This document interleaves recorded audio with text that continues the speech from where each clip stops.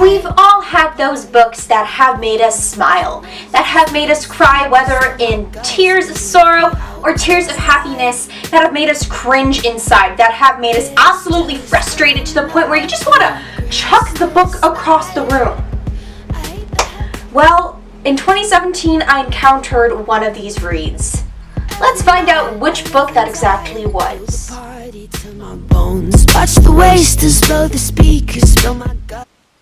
In 2017, I read a total of 35 books, but there was one book in particular that stood out among the rest.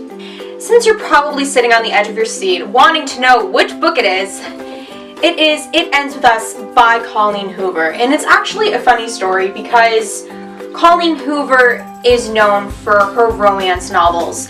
And if you know me, I actually don't like reading romance. I just find them too cheesy, too predictable, and I'm really not about that life. But Colleen Hoover takes romance to a whole other level. She puts in global issues, she puts in intense drama and thriller and a little bit of mystery, and oh my gosh, her humor. I can't count how many times I just laugh out loud in my room just from reading a page or like a word or just a sentence that she strung together. I've been blogging now for about almost 2 years, come January 21st, and I'd constantly see on Bookstagram Colleen Hoover and her name and how amazing her writing was. Get on the Colleen Hoover train, #Coho, and I was just like, I don't know what the big deal is. Well, of course, now I do know what the big deal is, and I'm kicking myself in the butt for not reading Colleen Hoover before 2017, and this is actually my very first Colleen Hoover read. So hopefully 2018 will bring more of #Coho. Story aside, why was this book indefinitely my favorite book of 2017? In order for me to give it a 5-star rating, which obviously this book was a 5-star rating for me, it has to make me feel. I mean, not just happy, not just, okay, yeah, I actually really like this writing, I like this character. I mean, no, like, I need to be crying, I need to be actually laughing, not just a giggle. Like, I need to be hysterically laughing. And for me, this book made me feel all kinds of things. The beginning of the novel made me laugh out loud, and then once the story kind of started to unfold, I was a ball of mush and frustration, and there was a chapter where I was just bawling like a baby.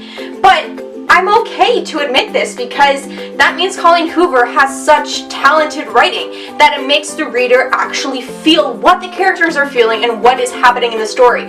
And for me, that's what makes a book a 5-star book. So the book is set in Boston, and the main character is Lily.